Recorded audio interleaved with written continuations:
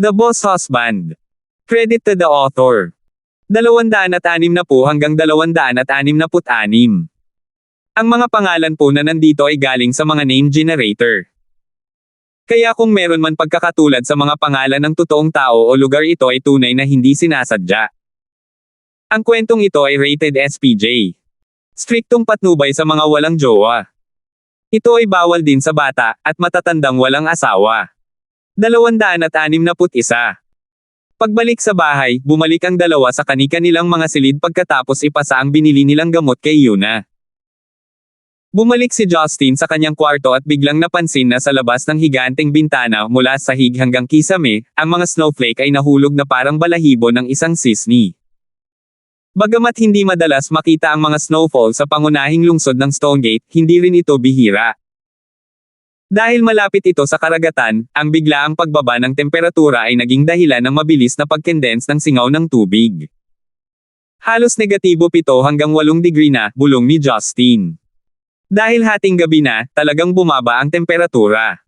Biglang nag-vibrate ang phone niya. Inilabas ni Justin ang kanyang telepono at napansin na ito ay isang tawag mula kay Talia. Ang babaeng ito noon pa man ay talagang independyente.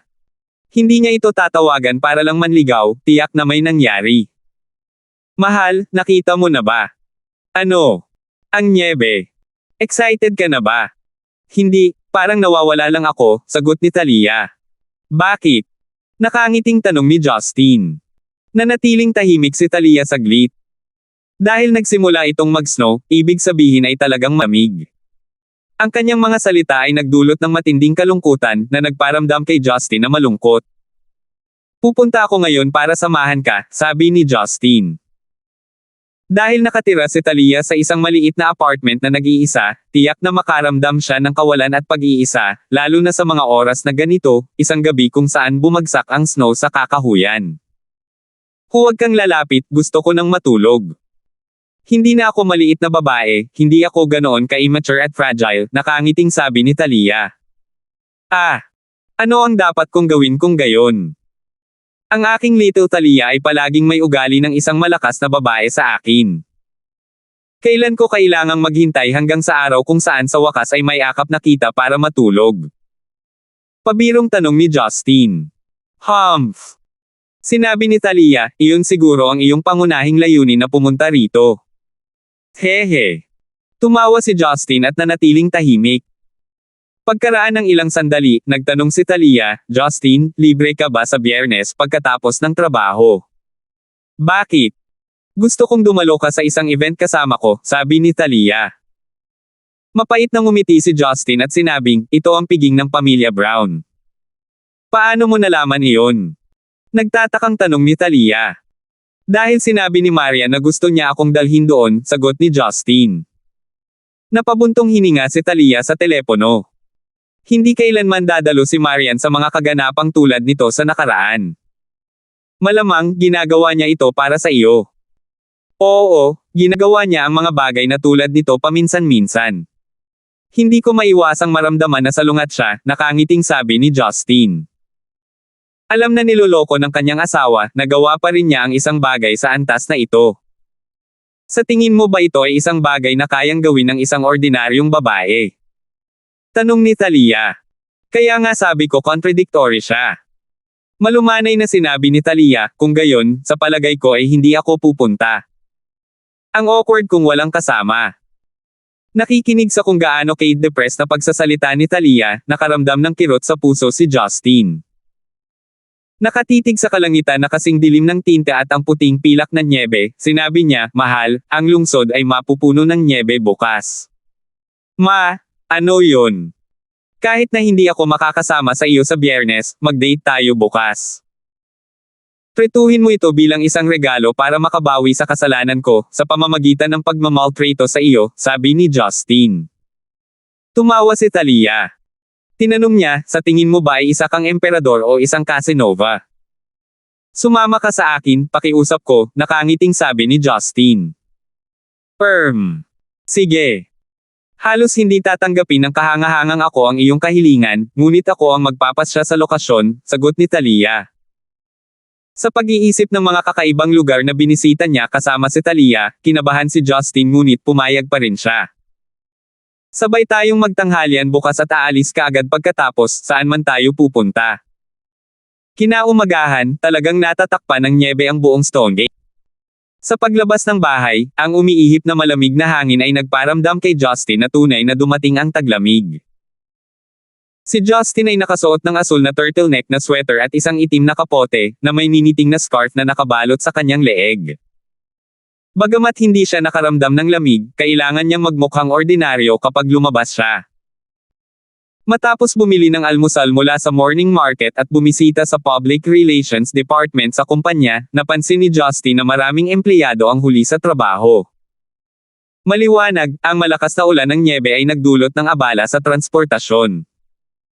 Paglabas sa Departamento ng Relasyon sa Publiko, dumiretso si Justin sa tapat ng gusali, ang Yellow Entertainment.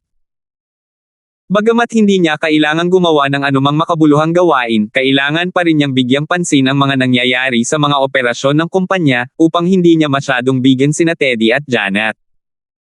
Pagpasok sa opisina ni Janet, nakita siya ni Justin na masaya niyang tinapos ang isang tawag sa telepono. Nang makitang pumasok si Justin, agad na tumayo si Janet.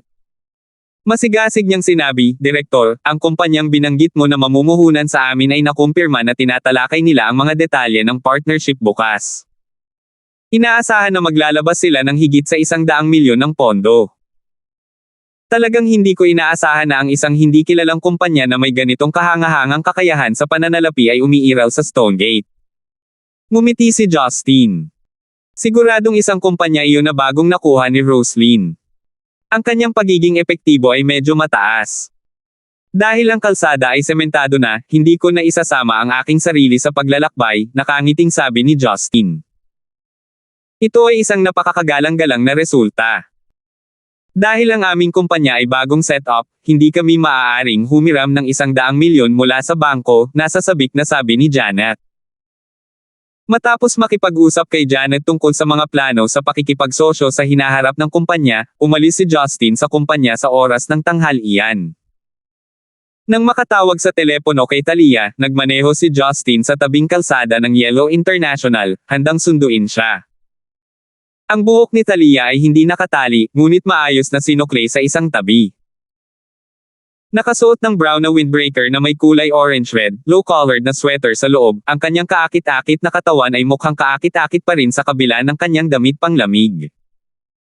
Iyon ang unang pagkakataon na nakita ni Justin si Talia na nakasuot ng damit panglamig. Hindi niya maiwasang tumingin ng mas matagal. Medyo natuwa si Talia. "Maganda ba ang damit ko?" Hindi. "Ang iyong tao ay," sagot ni Justin. Tinakpin ni Talia ang kanyang bibig habang nakangiti. "Ang sarap, bibigyan kita ng reward." Sa sandaling matapos siyang magsalita, sumandal siya at ibinigay sa mukha niya si Justin. Sinamantala ni Justin ang pagkakataong mag-counterkiss ng isang beses, na nagpapout sa kanyang hindi kasiyahan. "Saan tayo kakain?" tanong niya. "Ako na ang manggenguna, magmaneho ka na lang." Hindi inihayag ni Talia ang lokasyon. Napangisi si Justin habang iniisip, siguradong kakaiba na naman itong lugar. Sa ilalim ng utos ni Talia, nagmaneho si Justin ng mahigit kalahating oras. Nagmamaneho palabas ng lugar ng lungsod ng Stonegate, nagpatuloy siya ng 40 minuto. Matapos dumaan sa napakahabang highway, nakarating sila sa isang baybayin, bulubunduking lugar sa hilaga ng Stonegate. Namangha, nakita ni Justin ang walang katapusang mga lupang pang-agrikultura sa magkabilang panig ng highway. Sa sandaling ito, natatakpan sila ng nyebe, na ginagawang napakaganda ng hitsura nila sa ilalim ng sikat ng araw. Sa ilalim ng patnubay ni Talia, nagmaneho si Justin patungo sa isang maliit na farmstay. Isa itong specialty restaurant na itinatag ng isang lokal na magsasaka. Ang mga naiinip na mamamayan sa lungsod ay darating at kakain sa isang lugar na tulad nito sa kanayunan. Hindi lamang tahimik ang kapaligiran, kadalasang mas dalisay at orihinal ang lasa ng pagkain. Kung titingnan ng mga hanay ng mga bahay na ginawa gamit ang kawayan, ang lugar ay may isang tampok na hotel bilang karagdagan sa restaurant. Medyo kalat ang parking area. Dahil araw ng trabaho, walang masyadong tao doon. Nagtataka, tinanong ni Justin si Talia, paano mo nalaman ang lugar na ito? Kapag naiinip akong mag-isa, nagmamaneho ako ng walang patutunguhan para tulungan ang aking kalungkutan. Kaya natuklasan ko ang lugar na ito, nakangiting sagot ni Talia. Sa pagtingin kay Talia na parang bulaklak ng ngumiti, naisip ni Justin, dapat talaga siyang maging masaya, ngayong hindi siya nag-iisa dito. Ang mga pagkain mula sa restaurant ay hindi partikular na magarbong, ngunit lahat ay kasiya siya. Sina Justin at Talia ay hindi umiinom ng anumang alak. Umorder ng 4 na ulam at isang sopas, umupo sila sa isang maliit at mainit na pribadong silid habang kumakain sila ng bagong luto at mainit na tanghalian. Pagkatapos nilang kumain, nagtanong si Justin, saan tayo pupunta sa hapon? Itinuro ni Talia ang mga burol sa labas ng bintana. Sa pamamagitan ng puting fog, ang mga blok ng mga burol ay nagbunga ng isang malakas na kapaligiran ng kalikasan. Mag-hiking ba tayo? Tumanggo si Talia. Oo, noong pumunta ako rito, sinabi ng mga magsasaka na nakikita mo ang karagatan mula sa mga burol. Gayunpaman, lagi akong natatakot na mag-isa, kaya naisipan kong pumunta dito ngayon. Ngumiti si Justin. Mayroon bang isang bagay na kahit na ikaw ay natatakot? May problema ka ba niyan? Inilibot ni Talia ang kanyang mga mata.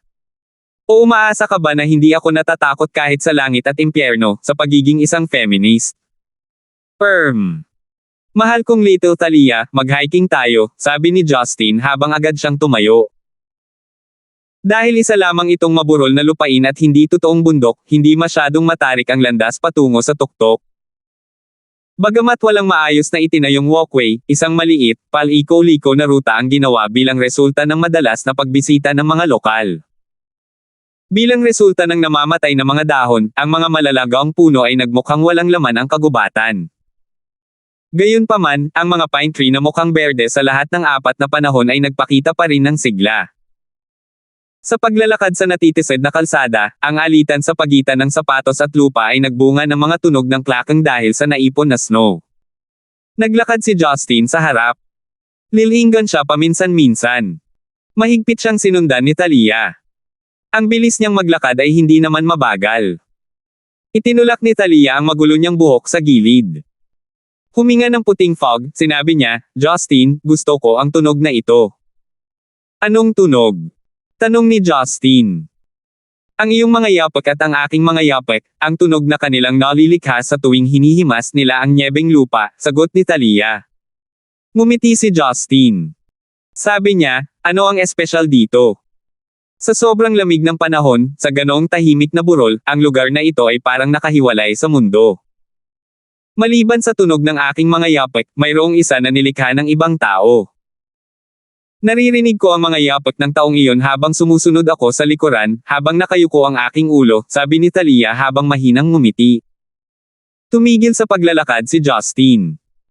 Paglingon niya, tinitigan niya ang babaeng namumukadkad na parang bulaklak, na nakatayo sa lupa na natatakpan ng nyebe. Pumunta ka sa aking bayan noon. May mga maburol na kalsada sa kung saan-saan sa Kunshan Village. Noong lumakad ako sa mga landas ng nyebe noon, naririnig ko lang ang mga yabag ko na umaalingaw-ngaw sa tabi ng tenga ko. Natatakot talaga ako sa sandaling iyon. Kahit anong pilit kong huminga gamit ang maliit kong bibig, sarili kong paghinga lang ang naririnig ko, pati ang tunog ng tibok ng puso ko, ang tanging natitira sa buong mundo, parang ako na lang ang naiwan sa buong mundo. Maganda na ang lahat. Sa wakas ay naririnig ko na ang yapak ng iba. Stupid. Tumingin si Justin sa kanya habang nakaramdam siya ng empatiya. Magpatuloy tayo sa paggalaw bago magdilim ang langit. Ang pag-iisip tungkol dito sa buong araw ay hindi nakakatulong. Kinunot ni Talia ang kanyang mahalagang ilong bago mabilis na nakipagsabayan kay Justin. 262. Bagamat hindi ito masyadong mataas ng burol, mayroon pa rin itong taas na ilang daang metro. Higit pa rito, ang ruta ay natatakpan ng nyebe, kaya si Justin ay hindi nang ahas na kumilos ng masyadong mabilis. Naglakad siya at huminto para magpahinga ng paulit-ulit. Nang dumating siya sa tuktok kasama si Talia, halos 2 oras na ang lumipas. Ang summit ay hindi masyadong patag. Sa lupain na may lawak na 10-10 metro kwadrado, walang iba maliban sa mga damo at ilang mga bato na natatakpan ng lumot. Umihip ang malamig na simoy ng dagat sa kanilang mga tainga. Ang mga tenga, pisngi at dulo ng ilong ni Talia ay namumula lahat. Magiliw na hinaplos ni Justin ang kanyang tuyong mukha bago inalis ang kanyang sariling scarf, na nagbabalak na ibalot ito sa leeg ng kanyang babae. Hindi ako nilalamig, balutin mo yan. Gusto ni Talia na tanggihan ang kanyang aksyon. Nakangiting mapait, sinabi ni Justin, tanggapin mo ito kapag binalot ka ng isang lalaki ng kanyang scarf.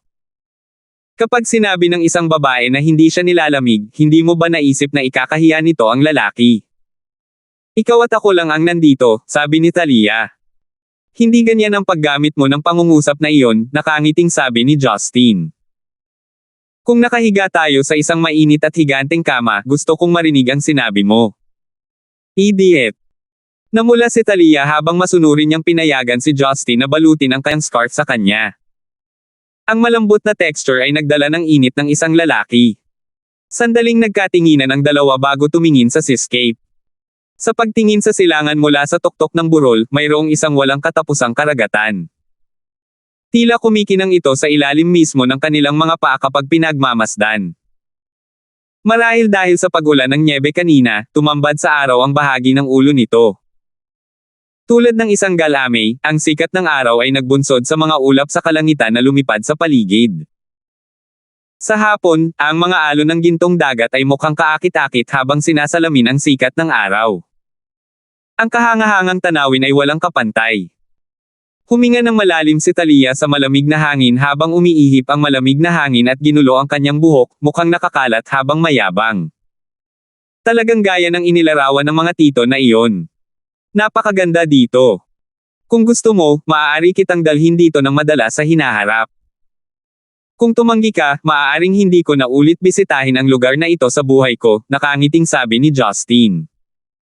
Nakangiting sumagot si Talia, ipinanganak ako sa mga burol. Kahit na manatili ako ngayon sa isang lungsod, lagi kong naiisip na pumunta sa mga ganitong lugar. Palagi kong nararamdaman na kabilang ako sa isang lugar. Justin, tanga ba talaga ako? Bakit mo nasabi? Hanggang ngayon, mas gusto ko pa ring magtrabaho sa palengke ng gulay kaysa sa opisina, sabi ni Justin. Tumawa si Talia. Napakawalan Gia. Ikaw lang at ang karagatan, kailangan ko bang ikahiya? Tanong ni Justin habang maluwag na ngumiti. Isang kapayapaan ng isip ang lumitaw sa mga mata ni Talia. Inabot ang kanyang maputi at payat, mahalang kamay, ang malamig na mga daliri ay dumausda sa mukha ni Justin. Noong una kong makita ang karagatan noong bata pa ako, nabubuhay pa ang tatay ko sa mundong ito, noong mga panahong iyon, dinala niya kaming mag-ina sa bahay ng isang malayong kamag-anak na matatagpuan sa isang fishing village malapit sa dagat. Hinawakan ng nanay ko ang mga kamay ko habang nagtatanong, bakit mas mababa ang karagatan kaysa sa bawat ilog at sapa. Hindi ko alam ang sagot sa sandaling iyon. Sinabi sa akin ng aking ina na ito ay dahil gusto ng dagat na tanggapin ang bawat patak ng tubig na umaagos mula sa ilog. Sabi ng nanay ko, girl, kapag ikinasal ka sa hinaharap, kailangan mong maging isang babae na kumikilos tulad ng karagatan. Kailangan mo lamang na tahimik na ilagay ang iyong sarili sa pinakamababang posisyon, upang ang tubig mula sa mga ilog ay dumaloy sa iyong mga bisig. Tulad ng karagatan, ang iyong mga hangganan ay hindi makikita. Gawin ng mga tao sa paligid ng karagatan na tumingin sa iyo ng obsessively. Nag-iisip si Justin habang nakatingin kay Talia na mukhang nananaginip. Nakangiting sabi niya, bagaman ang aking biyenan ay hindi isang propesor sa isang universidad, at hindi rin siya isang espesyalista, tila kaya niyang magsabi ng mga hindi karaniwang bagay. May iniisip ako. Kung hindi ako mag-aasawa sa buhay na ito at kung makakilos ako na parang karagatan, titingin din kaya sa akin ang nasa tabi ng dagat. Kailangan mong magpakasal, sabi ni Justin bago pilit na hinayla si Talia sa kanyang mga bisig. Kung hindi ka mag-aasawa, ngunit kumilos tulad ng karagatan, masyadong maming mga tao ang tumitig sa iyo ng labis. Kahit na ikaw ay karagatan, ako ay magiging earth na nagdadala sa iyo. Paf! Tumawa si Talia habang nakahiga sa dibdib ni Justin. Habang lumalabo ang kanyang paningin, sinabi niya, kung mag-transform ka sa spherical earth, sa tingin ko ay hindi ko na gustong maging karagatan. Gusto mo bang masampal sa puwitan, o halikan sa labi? Tiningnan siya ni Justin na may masamang hangarin. Ipinikit ni Talia ang kanyang malalaking mata na tila mali. May iba ba sila? Pagkatapos ay gagawin ko silang dalawa. Sumando si Justin at hinalikan ang kanyang mga labi habang ginagamit niya ang isang braso upang suportahan ang kanyang baywang, at ang isa naman ay hinahaplos ang kanyang nakataas at eleganteng likuran, nakaramdam ng napakagandang haplos habang patuloy niyang minamasa ang lugar. Ang malamig na hangin na umiihip sa labas ng mundo ay tila naging banayad na simoy ng tagsibol. Hindi na ito ginaw. Nagkasalubong ang dalawa ng napakatagal. Nang hindi na makahinga si Talia, nagpumiglas siya sa labas ng kontrol ni Justin. Nakiusap siya, bumaba tayo sa burol. Dumidilim na ang langit. Hindi mo ba nararamdaman na para lang tayong dagat at bundok dito? Nakangiting tanong ni Justin. Tip ni Master, ito ay isang Zen icon idiom na ang ibig sabihin ay ang panunumpa sa pagitan ng isang lalaki at isang babae na hindi nagbabago, tulad ng dagat at bundok. Inilibot ni Talia ang kanyang mga mata. Talagang nagiging mas mahusay ka sa pakikipag-usap sa bawat araw. Ganito ba katamas ang iyong bibig sa bawat babae? Kung ganoon nga, sa tingin mo ba ay magkakaroon ako ng oras para samahan ka sa ilang na lugar ito na parang tanga? Ikaw ang tanga, reklamo ni Talia. Umalis siya sa mga bisig ni Justin bago nagsimulang maglakad pababa ng burol. Mabilis na sumunod si Justin sa likuran. Huwag masyadong mabilis maglakad. Huwag tumapak sa mga lugar na nagyelo, madali kang mahulog. Paglingon ni Talia, sumagot si Talia, lumaki ako sa burol. Kailangan mo ba akong turuan kung paano maglakad dito? Ngumuso si Justin at nanatiling tahimik. Gayunpaman, pagkatapos magsalita ni Talia sa isang maikling sandali, sumigaw siya habang ang kanyang kaliwang binti ay lamambot, kaagad na kalahating lumuhad sa gitna ng landas. Sa gulat, agad na tumakbo si Justin at ay nalalayan ang katawan ni Talia. Mabilis siyang nagtanong, ano ang nangyari? Bahagyang nakabuka ang bibig ni Talia nang biglang namutla ang kanyang mukha. Nanginginig, hindi siya makapagsalita ng maayos at napaungol na lang. Mukhang nakaramdam siya ng hindi matinong sakit.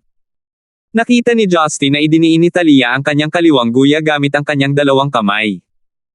Lalo siyang nabalisa dahil sa matubig nitong mga mata. Anong nangyari? Tanong muli ni Justin. Ang binti ko. Sumasakit ang binti ko. Bulong ni Talia. Nang walang pag-aalinlangan, binuhat ni Justin si Talia pahiga. Nahukop ni Justin, nahihirapang tinapik ni Talia si Justin. Bahagya, sinabi niya, huwag kang kabahan, kakayanin ko, delikado, ang maglakad ng ganito ng mabilis. Wala nang balak magtanong pa si Justin. Tungkol sa kung gaano madulas ang daanan, hindi ito issue para kay Justin. Gumagalaw na halos pa ang hangin, tumakbo siya pababa ng burol sa napakahirap na daan. Dahil si Talia ay dumaranas ng matinding sakit, ang kanyang kalahating walang malay na estado ay hindi nagpapahintulot sa kanya na makaramdam ng anumang abnormalidad. Mukhang madilim, dumating si Justin sa farmstay bago humingi ng kwarto. Nakita ng babaeng server na si Talia na nasa bisig ni Justin ay mukhang kakilakilabot, kaya mabilis niyang binilisan ang mga pamamaraan.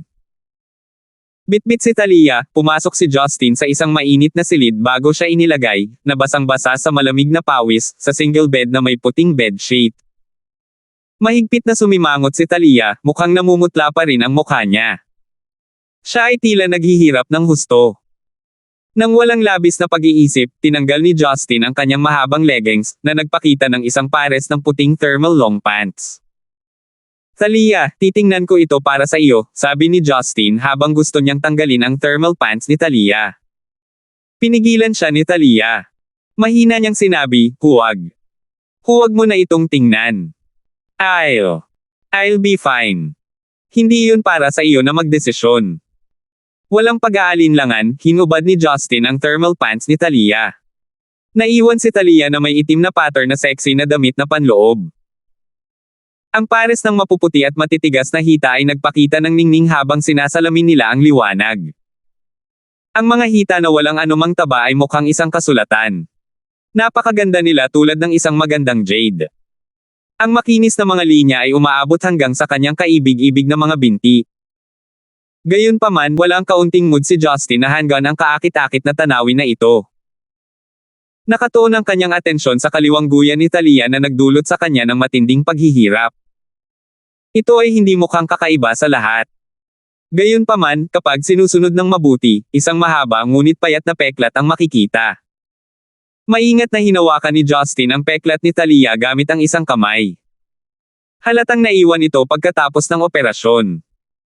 Gayunpaman, ang doktor na nag-opera sa operasyon ay tiyak na napakahusay dahil ang peklat ay halos hindi na nakikita sa ngayon, o siya ay gumamit ng iba't ibang mga produkto ng pangangalaga sa balat.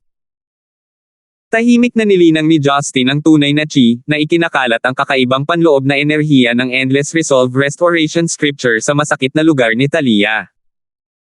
Dahil sa barado na pakiramdam, napagtanto ni Justin na ang bahagi sa binti ni Talia ay nagkaroon ng malubhang pinsala. Bagamat nakabawi na ito ng husto, hindi na ito maituturing na isang kompletong piraso, tulad ng isang troso na maraming pako na nakapasok sa loob. Ang mainit at mahalumigmig na panloob na enerhiya ay mabilis na nakondisyon ang dating nasugatan ng mga ugat. Dahan-dahan, lumuwag ang mga kilay ni Talia habang unti-unting bumabawi ang kanyang mukha. Pagmulat ng kanyang mga mata, tinitigan ni Talia si Justin bago sinabing, "Salamat." Hindi niya tinanong kung paano nagawa ni Justin ang ganoong gawain. Dahil nakita niya ang mga kakaibang aspeto ni Justin, nasanay na siyang hindi magtanong kay Justin tungkol sa hindi niya alam na nakaraan. Dati kang nasugatan ng husto dito. Sa ilalim ng gayong malamig na panahon, ang pag-ulit ng pamamaga ay normal kapag nalantad ito sa malamig na hangin, paliwanag ni Justin. Hindi ako nakaranas ng anumang sakit doon sa nakalipas na 2 taon. Akala ko ay ganap na akong nakabawi. Pasensya na kung pinag-alala kita. Malungkot na sabi ni Talia, tulad ng isang bata na gumawa ng mali. Ang iyong sugat ay umaabot sa isang malaking kalahati ng iyong guya.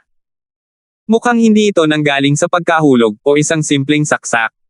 Saan ito nanggaling? Nag-isip sandali si Justin, ngunit nagpasya pa rin siyang magtanong sa wakas. 263.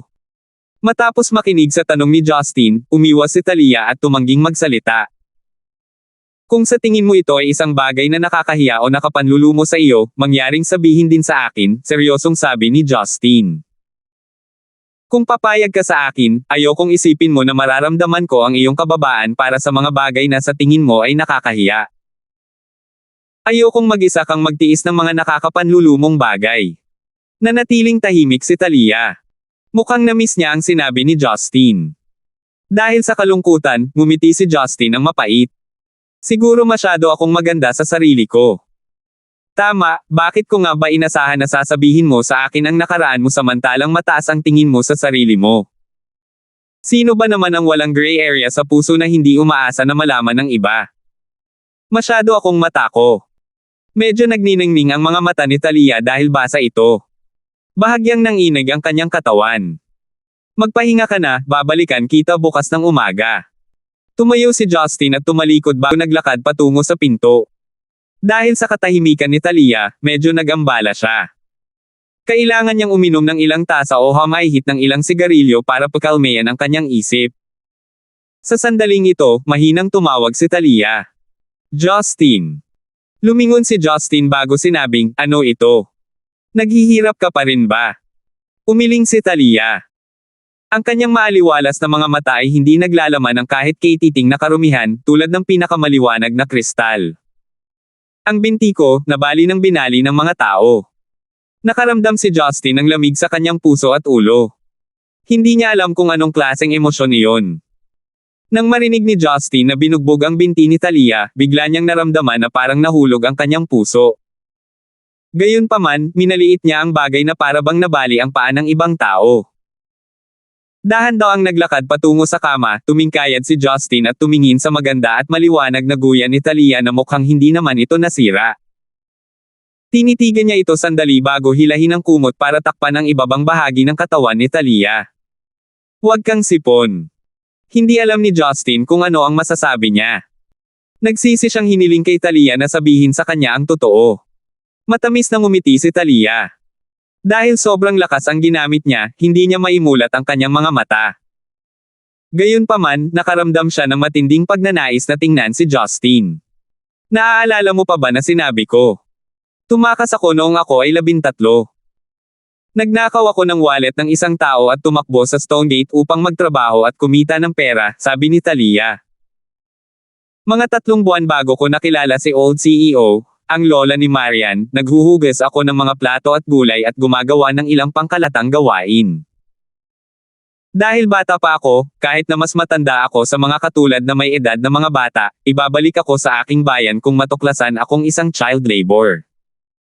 Habang nagsasalita si Talia, lumambot at humihina ang kanyang boses, na labis na nakonsensya kay Justin. Pinigilan niya itong magsalita, at sinabing, huwag mo na itong pag-usapan. Hayaang manatili sa nakaraan ang nakaraan. Huwag mo nang pahirapan ang iyong sarili. Ito ba ay ayaw mong ibahagi sa akin ang sakit? Hindi, pero. Kung gayon, makinig ka sa akin, nakangiting sabi ni Talia habang nakikita ang kabaitan sa kanyang mga mata. Noon, gusto ko lang kumita at mag-enroll sa high school, dahil hindi naman masyadong mahal ang mga bayarin sa paaralan, kaya kung makipag-part-time at mag-aral ng sabay. Gayunpaman, patuloy akong hina-harass ng may-ari ng maliit na restaurant sa likod ng kanyang asawa, pinagsasabihan niya ako ng mga kaiyahiyang bagay, at hinahawakan pa nga ako. May isang beses kung saan hindi sinasadyang naharang niya ako sa isang bodega. Hindi niya ako pinayagang makalabas. Gusto pa niyang gawin sa akin ang bagay na iyon. Ginamit ko ang lahat ng lakas ko para kagatin siya bago tumakbo palayo, pero sinabi ng may-ari sa mga empleyado na nagnanakaw ako sa storeroom, na nadiskubre ako at siya ay nakagat bilang resulta. Kaya, nahawakan ko at hindi ako makatakas. Sa wakas, sinamantala ng asawa ng may-ari ang pagkakataon na sampelan ako. Matagal na akong hinamak ng babaeng iyon. Kaya sa sitwasyon kung saan walang sabi ang may-ari, gumamit siya ng rolling pin para sampelan ako ng marahas, sinabing magnanakaw ako, magnanakaw na naglakas loob na tumakas pagkatapos magnakaw at makagat ng isang tao. Kaya nabali niya ang paa ko. Habang nagsasalita si Talia, tila mas lalo siyang nahihirapan. Hinawakan ni Justin ang kanyang mga kamao ng mahigpit. Tinanong niya, nasa Stonegate pa ba ang mag-asawa? Basa pa rin ang mga mata ni Talia. Sabi niya, hindi. Tinulungan ako ng matandang CEO na ipadala sila sa kulungan. Hindi na sila makakalabas doon pagkatapos noon. Binayaran pa ng matandang CEO ang gastos ko sa operasyon. Kung hindi, maiiwan ako sa iba't ibang nakatagong side effect. Kaya iyan ang dahilan kung bakit gaano mo iginagalang ang lola ni Marian. Talagang napakarami niyang nagawang kabutihan para sa iyo, sabi ni Justin habang nakangiting tumango. Sa lola ni Marian, maaaring tinutulungan lang niya si Talia dahil sa empatiya, at pinalalaki ang isang batang babae na may mataas na potensyal. Gayunpaman, para kay Talia, ito ay isang hindi malilimutang suporta pagdating sa kanyang pagpopondo para sa edukasyon at pakikitungo sa mga taong naging sanhi ng kanyang matinding paghihirap. Kung hindi yun ang nangyari, si Talia ay maaaring naging talulot na nahulog sa putik noon pa man. Alam mo ba na? Araw-araw, walang pagkakataon na hindi ako umaasa na makita ka. Gayunpaman, dahil alam kong kasama ka sa kumpanya, hindi ko sinasadyang hanapin ka. Hindi dahil sa sobrang close namin ni Marian. Kahit na magkapatid kami, hindi ako atras pagdating sa pag-ibig. Kahit na ako ay isang third party lang, hindi ko maiiwasan ang tingin mo sa akin. Hindi ako lumapit o nagkusa na makipag-ugnayan sa iyo ay dahil ayaw kong maawa sa old CEO kung darating ang araw na gusto ni Maria na mawala ako ng tuluyan, sa palagay ko ay hindi ko tatanggihan ang kanyang kahilingan, mahinang sabi ni Talia.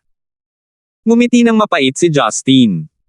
Sabi niya, sa tingin ko ay hindi kanya gustong umalis, ngunit ako. Hindi ko iniisip na mas mahalaga ako kaysa sa iyo sa kanyang mga mata. Nakangiting sumagot si Talia, sinabi ko na ito dati. Hindi naman sa tumatanggi siyang tanggapin ka, sadyang mahirap para sa iyo na tanggapin ka. Inabot ni Justin ang isa sa mga kamay ni Talia. Ito ay malamig at malambot. Kung napanaginipan mo ang old CEO, sabihin sa kanya na gusto ni Justin na maghatid ka ng mensahe sa kanya. Bamulong si Talia, ano ang gusto mong sabihin? Sabihin mo lang, sorry, kahit na ito ay mahirap para sa iyo, ngunit mangyaring huwag hayaang iwan ni Talia si Justin. Dahil ang taong may kasalanan ay hindi si Talia, ngunit ang lalaking nakahawak sa mga kamay ni Talia, nakangiting sabi ni Justin. Agad na binasa ng luha ang unan sa ibaba ng ulo ni Talia. Dahil pabago-bago ang kanyang emosyon, hindi napigilan ng kanyang mga kamay ang panginginig. Tahimik na hinawakan ni Justin ang palawit ni Talia. Nakaamoy siya ng nakakaakit na halimuyak. Hindi binalak ni Justin na aliwin siya o payuhan siyang tumigil sa pag-iyak. Sa sandaling ito, ang mga luha ay nagparamdam kay Justin na ang mga umiiyak na babae ang pinakamaganda. Justin, hindi na masakit ang binti ko, mahinang sabi ni Talia. Huminto si Justin bilang pagkilala. Nagdilim na ang langit. Ipapahatid ko sa kanila ang mga pagkaing in-order ko kanina. Ano sa tingin mo? Sabi ko hindi na masakit ang binti ko, sabi ni Talia. Alam kong wala ka ng sakit, pero kailangan mo pa rin kumain, di ba? Nakangiting tanong ni Justin. Ngumisi si Talia. Sabi niya, tinanggal mo ang pantalon ko. Hindi ko ba tinitingnan ang iyong issue? Awkward na sabi ni Justin. Ngunit nakita mo na ang lahat. Mula sa aking baywang hanggang sa aking mga paa, nakita mo na ang isang malaking kalahati ng aking katawan, sabi ni Talia. Dahan daw ang naunawaan ni Justin ang ibig niyang sabihin. Bigla siyang nakaramdam ng init sa kanyang dibdib habang napuno ng pananabik ang kanyang mga mata.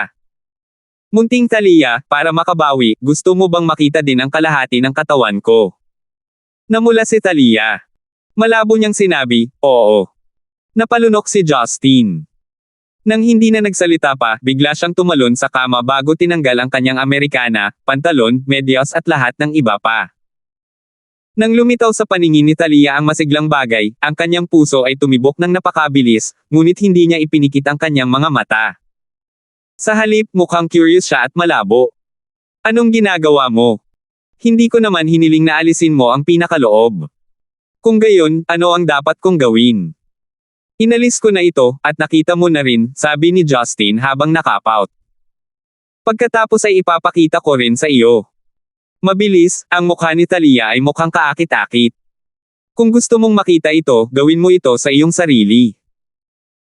Nang matapos siyang magsalita, inalis niya ang kumot sa katawan nito, tumambad ang isang pares ng matingkad at mapang-akit na mga hita at ang itim na pattern na sexing underwear. Ang katawan ni Justin ay dahan-daang yumuko habang inabot niya ang mukha ni Talia gamit ang isang kamay, habang ang kabilang kamay ay nakaunat sa gilid ng damit na panloob. Doon, dahan-daang natanggal ang pagkakatali ng ball-eye knot. Ano ang dapat kong gawin? Little Talia, ang init ng pakiramdam ko ngayon, bulong ni Justin sa tenga ni Talia habang bumubuga siya ng mainit na hangin. Sa sandaling ito, ang mukha ni Talia ay mukhang kasing pula ng dugo. Unti-unting bumibigat ang kanyang mga hininga. Tanggalin mo ang iyong mga damit kung naiinitin ka. Hindi mo ba makikita ang lahat sa akin kung nakita ko? Tapos tanggalin mo rin ang akin, hindi kita sasamantalahin. Nang magkasunod na itinapon ni Justin ang mga tali sa kama at nagkalat sa lupa, ang dalawang hubad na katawan ay nagkasalikop na. Hinawakan ni Justin ang kasalanan, katatagan at lambot ni Talia sa kanyang mga kamay habang walang pakundangang ninanamnam niya ang matamis na labi at hinahaplos ang pares ng pagkalastiko sa harap ng kanyang dibdib. Munting Talia, nilalamig na ang ibabang bahagi ko. Ano ang dapat kong gawin?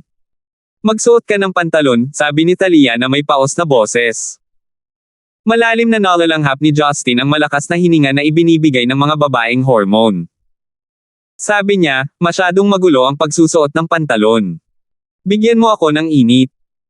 Kung gayon, pumasok ka sa iyong sarili, bulong ni Talia habang nag-iinit ang kanyang mukha. Habang hinihipan ng hangin ang mahalagang pinto, nakapasok din ang mga pulang plum. Ang malamig na gabing ito ay lumipas ng kaunti, ngunit simple at kasiya siya sa parehong oras. Nang sa wakas ay natapos na ng dalawa ang kanilang ehersisyo, niyakap ni Justin si Talia gamit ang kanyang mga braso sa makitid na single bed. Ginamit ng ulo ni Talia ang kanyang dibdib bilang unan. Dinala pa rin ng mukha niya ang post-climax flush. Ang mga pulang may lakoten ay madaling magpakalasing sa isang tao. Sa ilalim ng kumot, ang isa sa mga kamay ni Justin ay hindi tapat na hinahaplos ang grupo ng kakisigan.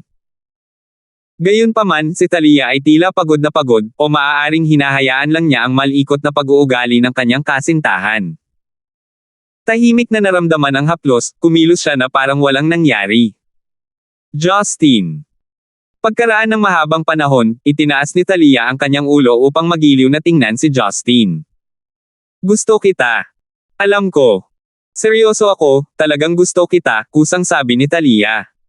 Magiliw na kinurot ni Justin ang kanyang baba. Sabi ko alam ko.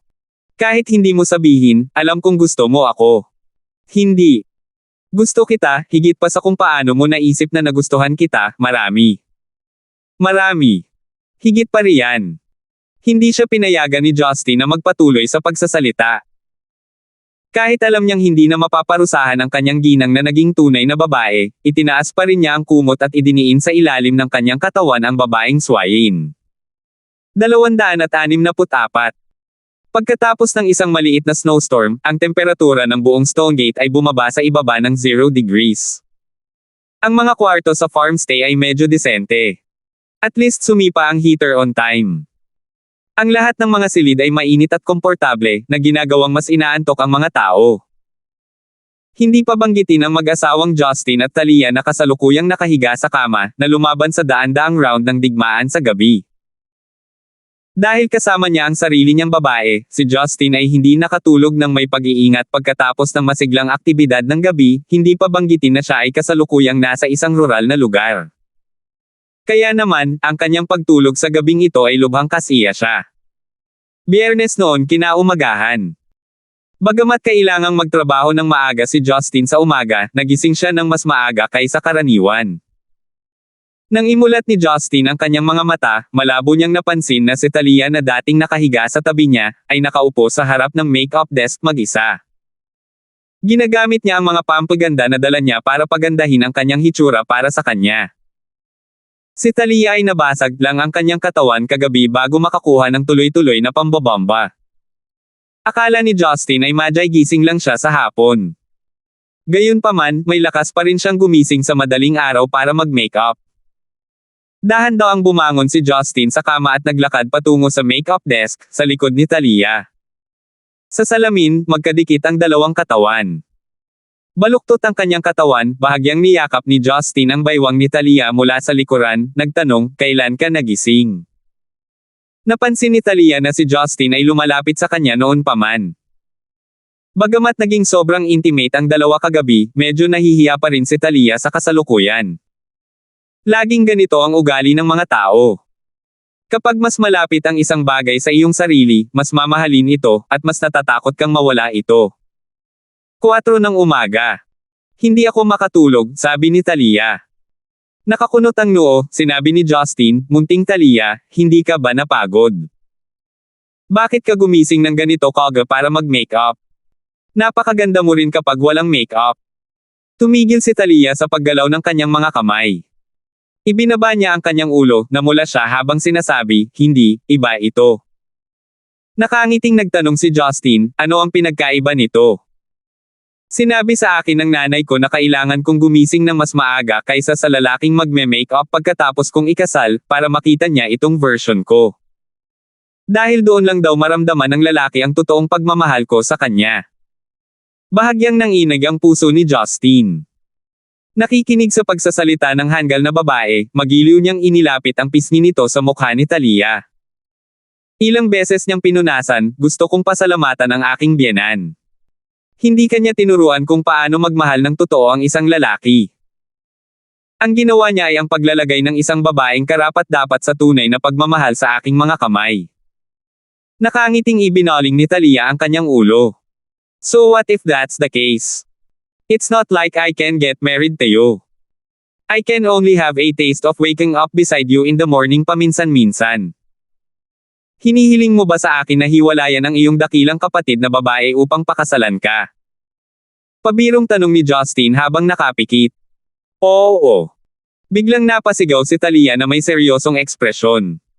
She then sighed and said, ngunit hindi ito maaaring mangyari. Gusto kong mangyari ito, ngunit hindi ko magawa. Dapat alam mo kung ano ang sinasabi ko. Naiintindihan ko.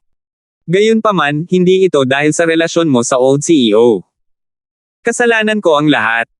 Hindi ko magagawa iyon ngayon kahit papaano, bago ko talaga maintindihan ang nararamdaman ko, malungkot na sabi ni Justin. Higit pa rito, bet ko na hindi lang ako ang babae sa pila mo, pilyong sabi ni Talia. Biglang humigpit ang nerbiyos ni Justin. Tumayo siya, umubo siya ng 2 beses bago tumingin sa labas ng bintana. Medyo gabi na. Bumalik na tayo sa syudad. Ay oo nga pala, bigla akong nauhaw. Magpapakulo ako ng tubig para inumin. Nagpapakatanga ka na naman, sabi ni Talia habang nakapout bago ipinikit ang kanyang mga mata. Pagkatapos ay ipinagpatuloy niya ang paglalagay ng makeup sa kanyang mukha. 265. Matapos manatili sa isang matindi at mainit na gabi, biglang naalala ni Justin na hindi siya tumawag sa bahay kagabi nang sunduin si Talia pabalik sa kumpanya. Wala siyang planong mag-overnight sa farm stay kahapon. Higit pa rito, ang lumang sugat ni Talia ay biglang nagsimulang magkabisa muli. Pagkatapos nito, nagsimula ang apoy sa pagitan nila. Kapag ang pag-ibig ay puro, nakalimutan na naman niya ang malamig na tawag sa telepono. Hindi alam ni Justin kung ano ang mararamdaman sa kanyang puso. Pagkatapos magpaalam kay Talia, pinag-isipan niya kung dapat ba niyang tawagan si Marian o hindi. Kung magsisimula na naman ang Cold War sa pagitan nila, kaya lang niyang magtiis at maghintay ng oras para gumaling dahil siya ang nangako na ipaalam ito sa kanya tuwing hindi siya uuwi. Sa sandaling nag-alinlangan, nagpasya pa rin si Justin na tawagan si Marian. Makalipas ang ilang sandali, nakonekta ang tawag. Ano ito? Mukhang pagod na pagod si Marian. Bihira para sa kanya na makipag-usap kay Justin sa ganitong paraan. Hindi siya masyadong dominanti. Patungkol kahapon ng gabi, sabi ni Justin bago tumahimik, I'm sorry. May mga nangyaring hindi inaasahan, kaya nakalimutan kong ipaalam sa iyo. Tumatawag ako ngayon para humingi ng tawad sa respetadong asawa. Si Marian ay nanatiling tahimik ng ilang sandali. Pagkatapos ay sinabi niya, hindi ka ba umuwi kahapon ng gabi? Nagulat si Justin. Bakit hindi alam ni Marian? Buong gabi akong nagtatrabaho sa opisina. Hindi ako umuwi, sabi ni Marian. Halos sa mukha si Justin ng dugo sa manibela. Kung alam ng kanyang mga tauhan ang tungkol sa kanyang nakakahiyang gawa, tiyak niya matatawa silang nakahiga sa lupa. Pero mabilis talaga, may napansin siyang mali. Nakakunot ang noo niyang sinabi, bakit ka nag-overtime buong magdamag? Talaga bang workaholic ka? Sa tingin mo ba ay kampyon ka ng triathlons, o isang heroine na may malakas na kakayahan sa pakikipaglaban mula sa isang random na bundok? Kung himatayan ka dahil sa sobrang trabaho, hindi ka ba natatakot na walang sino man ang magliligtas sa iyo? Ano ang mali sa iyong mga metipore? Paano kung mag-overtime ako? Sa tingin mo ba talagang kahanga-hanga kang manatili sa labas magdamag? Sagot ni Maria na may malamig na boses. Nagpatuloy si Justin sa pakikipagdebate. Ibang-iba talaga sila. Ako talaga ang may kasalanan, pero hindi tama na minamaltrato mo ang katawan mo. Ilang beses ko nang sinabi sa iyo, dapat ay delegate mo ang mga gawain sa iyong mga empleyado. Kapag ikaw mismo ang gumagawa ng lahat, hindi ka lang mapapagod, hindi magkakaroon ng pagkakataon ang mga manggagawa mo na mag-perform. Baboy ba ang utak mo? Pinagalitan mo lang ba akong utak ng baboy? Talagang tumaas ang tono ni Marian. Hindi siya makapaniwala na papagalitin siya ng malakas ni Justin. Gayunpaman, hindi niya alam kung paano sasabihin ang isang bagay na bastos. Sa telepono, sinabi niya ang salitang, ikaw. Nang napakatagal, ngunit tila walang sumunod na salita. Naramdaman ni Justin na talagang naging emosyonal siya. Mabilis niyang sinabi, hindi kita pinapagalitan. Naramdaman ko lang na babagsak ang katawan mo sa bandang huli kung hindi mo babaguhin ang ugali mo sa pagtatrabaho. Hinihikayat lang kita na baguhin ang iyong workaholic na ugali. Dahil kulang ka sa tulog at hindi ka kumakain ng maayos, kailangan mong malaman na ang mga wrinkles ay napakadaling mabubuo sa ganitong paraan kahit na ikaw ay darating na bata pa. Gangster. Ikaw. Hindi mo kailangang alalahanin ang menopause ko. Halos himatayan si Marian. Ito. Sinusuri ko lang talaga ang sitwasyon mula sa medikal na pananaw, sabi ni Justin bago umubo ng ilang beses. Sa madaling salita, hindi ka pinapayagang magtrabaho sa gabi sa hinaharap. Kapag nalaman ko ito, sisipain ko ang pinto mo at hihilahin ka palabas ng opisina. O tatabi ako sa iyo na parang haliging bakal. Titingnan ko kung paano ka nagtatrabaho sa oras na iyon. Ayoko nang pag-usapan ang isyong ito sa iyo, may meeting ako na dadaluhan mamaya. Huwag mong kalimutan ang tungkol sa charity function ngayong gabi ng Brown Clan. Tatawagan kita bandang 3:00 ng hapon at sasabihin sa iyo kung ano ang gagawin, sabi ni Marian bago agad tinapos ang tawag. Sa opisina, tahimik na pinag-isipan ni Marian ang kanyang telepono. Nakipag-usap ng napakaraming kalokohan sa walang hiyang lalaki, ngunit bakit hindi ako naiinis? Naisip niya. Tumigil si Marian sa pag-iisip tungkol dito. Bagamat magdamag siyang nag-overtime, marami pa rin siyang mga gawaing dapat asikasuhin, hindi pa banggitin ang pulong na kailangan niyang dumalo kaagad. Dahil sa kalungkutan, nagmaneho si Justin patungo sa kanyang sariling opisina. Napansin niya na naghihintay na sa kanya doon sina Janet at Teddy. May nangyari ba na dumating kayong dalawa ng ganito kaga? Nagulat si Justin. Nakangiting tumayo si Teddy at sinabing, Director Gibson, pipirma kami ng mga kontrata kay Miss Shito mamayang hapon. Sinadya naming dinala dito ang kontrata para tingnan mo. Hindi inakala ni Justin na matatapos ng ganito kabilis ni Roslyn ang gawain. Pagtanggap ng kontrata ng walang ekspresyon, mabilis niyang binasa ang kontrata. Sa pangkalahatan, ang mga nilalaman sa loob ay halos pareho sa kanyang naisip, ngunit ang partikular na kasosyong proyekto ay hindi pa natutukoy. Ang kontratang ito ay maaaring makakuha sa amin ng hindi bababa sa 200 milyon ng mga pondo kasama ng kung ano ang mayroon kami sa kasalukuyan. Napagpasyahan ba ninyo kung ano ang gagawin sa kanila? Tanong ni Justin. Nagkatinginan sandali sina Teddy at Janet. Sa wakas, ibinuko ni Janet ang kanyang bibig para sabihin, Direktor, bagamat maaari kaming pumirma ng ilang kilalang producer at artista sa aming kasalukuyang sitwasyon, halos hindi pa rin namin mailunsad ang aming sariling serye sa TV na malakas na nauugnay sa aming brand. Maaapektuhan nito ang aming epekto sa promosyon. Iniisip namin na maglunsad ng aming sariling talent show tulad ng iminungkahing dati. Ito ay isang magandang pagpipilian, personal kung sinusuportahan ang ideya, sabi ni Justin habang siya ay tumango. Saglit na nag-alinlangan si Janet bago sinabing, gayunpaman, ang pinakamahalagang bahagi sa naturang proyekto ay ang mga hurado. Natatakot ako na ang paggamit ng mga ordinaryong senior producer o singer ay hindi sapat. Kaya sana ay maisip ng direktor kung maaari kang mag-imbite ng ilang pinakamaimpluwensyang superstar upang maging aming mga hurado.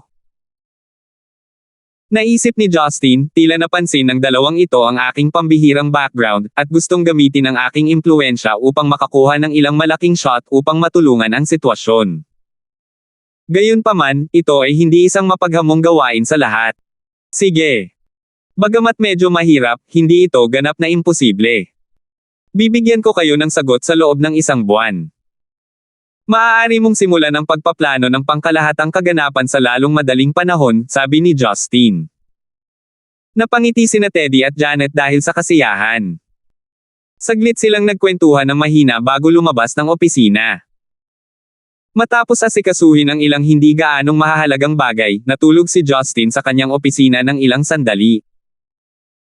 Sa hapon, nagmadali siyang pumunta sa punong tanggapan ng Yellow International para kumain ng tanghalian kasama si Hannah at ang iba pang mga babae. Dahil hindi produktibo, kahit papaano ay nagawa ni Justin na magpalipas ng oras hanggang 3:00 na dati ng binalak ni Marian. Sa hindi kapani-paniwalang oras, ang mobile phone ni Justin ay nag-vibrate ng husto sa 3:00. Sinagot ni Justin ang tawag at narinig ang walang emosyong boses ni Marian. Halika sa parking slot ko, sabi ni Marian bago direktang tinapos ang tawag. Ngumiti ng mapait si Justin. Gustong-gusto ng babaeng ito na tapusin ang mga tawag sa kanya. Parang isang araw na lang ang aasahan niya kung saan makakapag-palm na siya. Gayunpaman, kung maaabala si Justin tungkol sa isang maliit na bagay, matagal na siyang asar hanggang kamatayan. Maingat na tumatakbo papunta sa parking slot ni Marian, napansin niyang naghihintay si Marian sa tabi ng kanyang pulang Bentley kasama ang isang matangkad na lalaki na naka-necktie at western suit. 266. Iyon ang pangalawang pagkakataon na nakita ni Justin si Marian kasama ang isang binata at hindi kilalang lalaki. Ang una ay si Billy na gumapang pabalik sa Central City matapos matalo. Katulad ng kanyang unang karanasan, hindi masyadong masaya si Justin sa pagkakataong ito. Bilang resulta, ang ekspresyon ni Justin ay maliwanag na naging madilim. Gayunpaman, nang lapitan niya sila, ang matangkad na lalaki ay yumuko ng mapagpakumbaba at sinabing, "Director Gibson, magandang hapon." Gulat na sabi ni Justin, "Ikaw ay..." "Ako si Miggy mula sa Security Department ng Yellow International. Hiniling ako ni boss na maging driver ngayon," magalang na sabi ni Miggy. Dahil napakalaki ng Yellow International, hindi magtataka si Justin kung sasabihin sa kanya ni Maria na mayroon siyang pribadong kumpanya ng seguridad. Kaya nang sabihin ni Miggy na siya ang pansamantalang driver, agad na naunawaan ni Justin ang sitwasyon. Ang charity event ngayong gabi ay ginanap sa napakalaking sukat. Hindi kasama ang dance party at charity session, natural na magkakaroon ng panahon kung saan lahat ay maaaring makihalubilo habang umiinom ng alak. Kung siya ay nagmamaneho pagkatapos uminom ng alak, ang mahuli ng mga pulis ay magiging mahirap. Ito ay hindi ganoon kalaki ng pakikitungo kadalasan, gayunpaman, sa ilalim ng napakaraming pares ng mga mata, kung sino man ang mapahiya ay makadarama ng kapos palad.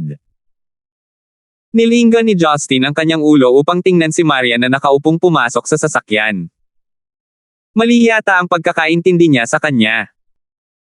Kapag naisip niya ito, talagang may katuturan ito, dahil si Marian ay hindi mukhang isang babae na may mga kaibigang lalaki.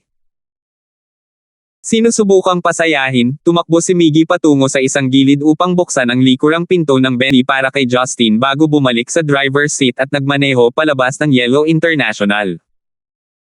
Nakaupo sa tabi ni Marian, lumingon si Justin para tingnan siya. Mukha siyang kasing lamig ng bundok ng yelo, ngunit ang kanyang napakagandang pisngi ay mukhang mapatla at mapurol. Dahil sa buong gabing nagtrabaho kahapon at walang pagod ngayon, ito ay sapat na kahanga-hanga na ang mga mata ni Marian ay nakabukas pa rin. "You're really thoughtful. Hindi ko man lang naisip na magpahatid sa atin." Sinubukan ni Justin na simulan ang isang pag-uusap. Dahil sa nangyari kaninang umaga, hindi pa rin nasisiyahan si Marian kay Justin. Maaari niyang hulaan na ang taong ito ay lumabas para sa mga babae muli, nag-iisip lamang gamit ang kanyang mga paa. Inis na tinitigan niya ito bago sinabing, "Sa tingin mo ba ay katulad mo ako?" "Anong katulad?" "Hindi ako gumagawa ng maruruming bagay," diretsyong sabi ni Marian. Walang imak, tumingin si Justin kay Miggy na nakatutok sa pagmamaneho bago lumingon kay Marian. Awkward niyang sinabi, "Hindi ba pwedeng pag-usapan natin ito ng pribado? Bakit mo ako tinawag na madumi sa harap ng iba?" Nakangiting malamig, si Marian ay nagtanong, "Dahil naglakas loob kang gawin ito, marahil ay natatakot ka pa rin bang makilala ng iba?" Panigurado, bingi na siya ngayon. Muling natahimik si Justin. Nang mairita ang babaeng ito, talagang nakakatakot siya, dahil kitang-kita ni Justin na si Miggy na nagmamaneho sa harapan ay may malamig na pawis na lumalabas sa kanyang noo. Si Miggy ay tahimik na nahihirapan sa sandaling ito. Hindi niya alam na makikinig siya sa ganoong sensitibong impormasyon habang sinusundo niya ang kanyang amo. Gayunpaman, para manatili ang kanyang trabaho, isa lang ang magagawa niya, ipasok ang lahat ng narinig niya sa kanyang tiyan. Ang Bentley ay hindi patungo sa ibang lugar, kundi sa Dragon Garden. Ayon sa mga salita ni Marian, gusto niyang magpalit ng damit at magpalit ng sasakyan ng sabay. Ang eleganteng pulang Bentley ang karaniwan niyang sasakyan. Sa pagdalo sa isang mahalagang kaganapan, gusto niyang lumipat ng kotse na mas angkop sa okasyon. Kapag dumating ang mga sandaling tulad nito, mas matagal ang paghahanda ng mga babae kaysa sa mga lalaki, gaano man sila kabilis karaniwang kumilos. Naglakad si Justin papunta sa kanyang silid at kinuha ang isang simpleng Armani na may mababang kwelyo na mukhang isang formal na suit. Nang hindi nakabutones ang kanyang shirt, nagtali siya ng bowtie at pasimpleng sinukli ang kanyang buhok. Bagamat hindi siya masyadong kahanga-hanga, siguradong kwalipikado siyang dumalo sa ganoong klaseng kaganapan. Hindi bababa sa isang playboy ang kanyang aura. Bumaba siya para hintayin si Marian. Makalipas ang halos 40 minuto, dahan-dahan siyang naglakad pababa ng hagdan.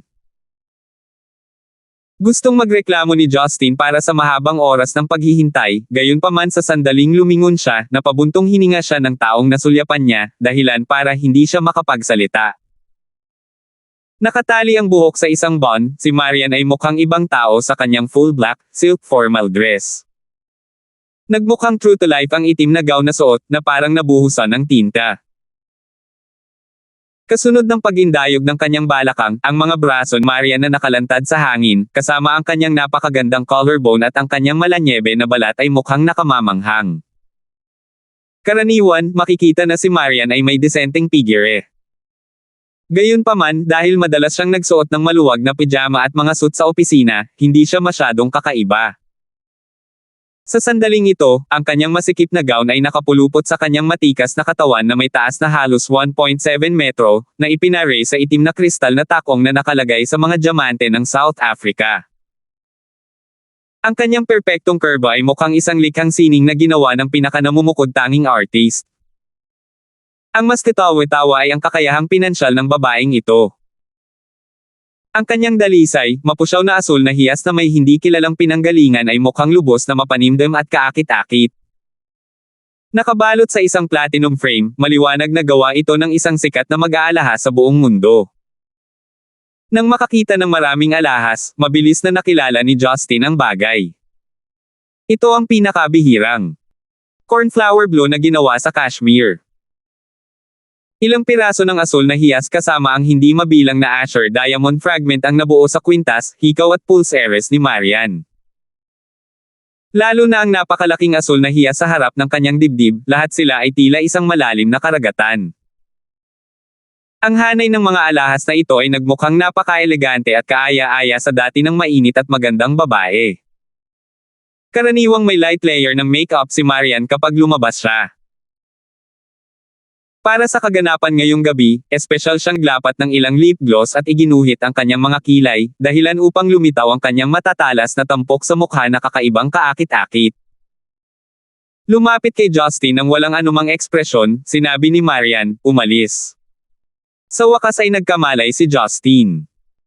Napabuntong hininga siya, mahal, huwag na tayong umalis. Nakakunot ang noo, nagtanong si Marian, bakit? Umaatres ka ba bago ang labanan? Hindi iyon ang kaso. Tiniis ni Justin ang kanyang pagnanais na sumugod na parang gutom na lobo.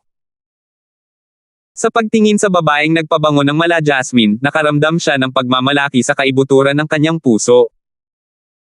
Kung dadalo ka sa event na nakasuot ng ganito, lahat ng lalaki ay titingin sa iyo. Masasaktan ako sa ganoong paraan. Alam mo, lumaki akong nagbebenta ng tuhog ng karne ng tupa, ang mga maliliit na lalaki na tulad ko ang pinakamaliit. Hindi alam ni Marian kung ano ang dapat niyang gawin sa walang hiya ngunit nakakatawang lalaking ito. Kinagat niya ang kanyang labi, sinabi niya, tumigil ka sa pagbibiro, nagsuot lang ako ng medyo kakaibang kasuotan. Hindi ba ako natitigan pa rin kapag naglalakad ako sa mga lansangan na nakasuot ng normal? Nag-isip si Justin. May sense ang sinabi niya.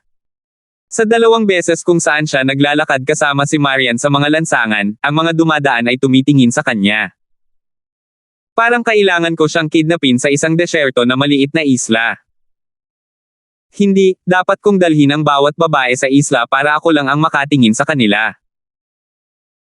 Habang ginagawa niya ang kanyang mga plano sa hinaharap, tumayo si Justin at lumabas ng pinto pagkatapos magpaalam kay Yuna. Sa harap ng bungalow, nakatayo si Miggy na nakatayo sa tabi ng isang bagong itim na Rolls Royce. Nang makita niyang palabas na ng bahay ang dalawa, binuksan niya ang pinto sa likuran. Nakita ni Justin ang kotseng ito sa malaking parking garage ni Marian kanina. Hindi niya inaasahan na ito ang magdadrive. Karaniwang hindi nakakakuha ng Rolls-Royce ang mga tao para sa mahuhusay na katangian nito, gusto lang nila ito bilang isang anyo ng katayuan. Siyempre, ang pag-upo sa isang kotse na tulad nito ay walang alinlangan na komportable. Nang makita ni Miggy kung paano nagbihis si Marian, siya rin ay naninigas at naaliw sandali.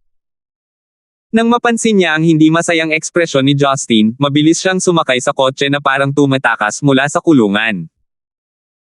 Hindi siya naglakas loob na tingnan si Marian kahit kalahating segundo mula sa sandaling iyon. Hindi lamang siya ang kanyang amo, isang lalaking maaaring magpakasal sa gayong babae ay tiyak na may kakaibang background.